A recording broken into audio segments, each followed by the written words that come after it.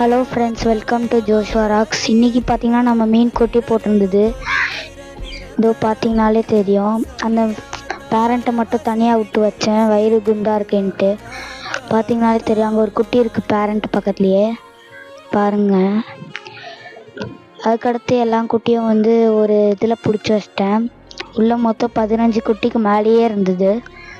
எல்லாத்தையும் நம்ம first batch குட்டி கூடயே விட்டுடலாம் அப்படின்ட்டு நம்ம ஃபஸ்ட் பேட்ச் குட்டி கூடயே விட்டுட்டேன்.